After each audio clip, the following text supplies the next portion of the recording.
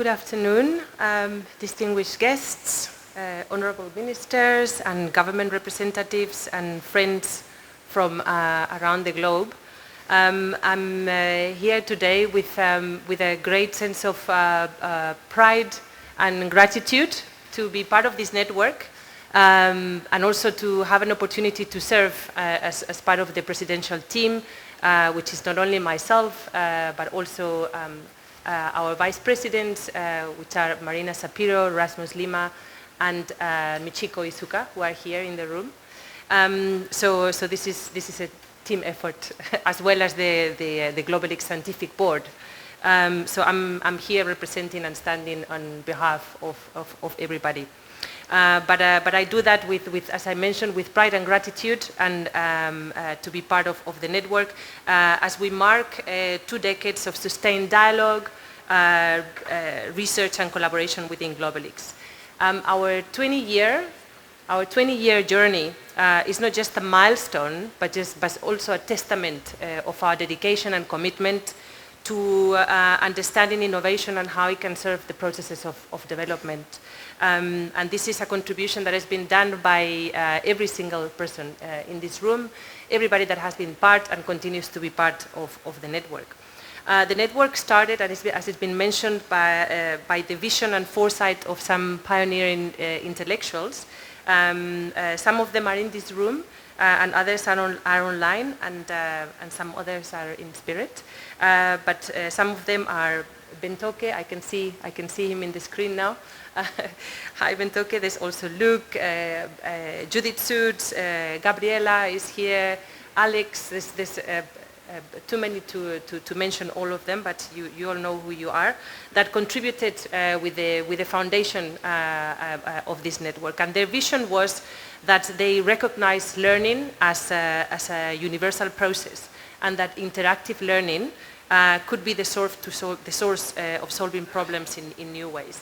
And they looked at the South for leadership, and they looked at the South for collaboration. And that was a necessary condition in their view to advance our understanding of how these processes of innovation and development interrelate in what they called innovation systems. So the vision was revolutionary at the time, and it's quite unique to this network, that dialogue between the South and the North that has informed our discussions and continues to inform those discussions. And it was revolutionary because it was at the time in a landscape where the scholarly contributions from the South were limited. And the South was seen from a very different lens. The landscape and the global dynamics and the distribution of capabilities in scholarship has also shifted over the past 20 years. And also other external things have changed. The dynamics of digital technologies, the presence of in their advanced forms in AI, blockchain, technologies, Internet of Things, etc. But also the pressures on our natural environment have shifted, pressures on climate change, a global pandemic that we've just lived, and new health-related threats that are in the horizon, to the status of global geopolitics. Everything has shifted, and in this fast changing environment, Globelics has managed to remain a beacon of academic knowledge and leadership, bringing together scholars and policymakers and practitioners to navigate and to think about these complexities. It can be said that Globelics has made a unique contribution because of that origin of providing a platform for dialogue between the South and the North. And these events that we are living and that we continue to see in the horizon confirm the importance of this dialogue to be continued and to be nurtured. So as we reflect on our journey and evolve as a network, we remember our original preoccupation of understanding that knowledge, innovation, and competence building are essential in developing economies and societies, and to take us to a more equitable and a more sustainable and prosperous future. So this has always been the end goal, and it's always been reflected in how we treat the topics that are discussed in our conference, but also how we encourage the capacity building of younger scholars in this network. So in light of these new global challenges, our network has managed to remain relevant, and actually it's become more relevant than ever, I would say. Also, a platform not only to discuss these ideas, but also to transform those ideas into policies and practices through this engagement with the policy community.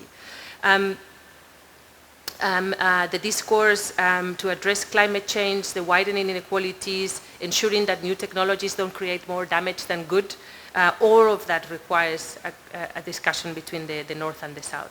So looking ahead, this event gives us a point of reflection after 20 years to look back to what we have achieved, the expertise that has been built within the network, the new scholars that have grown into the network and that continue to grow through the academies and other capacity building events, to be even more targeted in this monumental task that we have ahead of us, and increase our impact on society.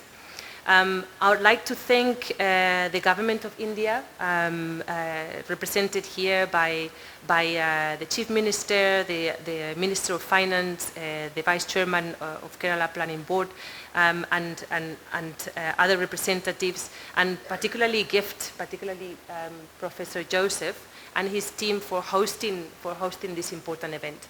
It's a very important event for the network to reflect, to have these 20 years of reflection. I attended the conference in Kerala in 2006, and actually it was the last time I was here, and I can see what innovation-driven development looks like, just by arriving here and seeing the change, the amount of change and transformation that is happening in 16, 17 years. When the conference was hosted, there was already discussions about the importance of innovation and knowledge, and this is a testament of what it means to walk the talk, really. So this is an ideal location for these discussions over the next 3 days. I extend my heartfelt gratitude to each one of you for being here, for traveling, for continuing to fuel these discussions.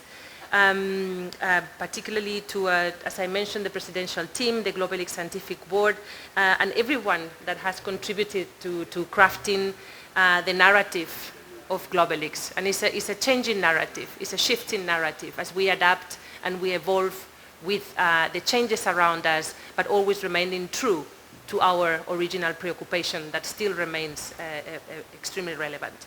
So our collective dedication and collaborative spirit have been the driving force behind the success and the impact of this network.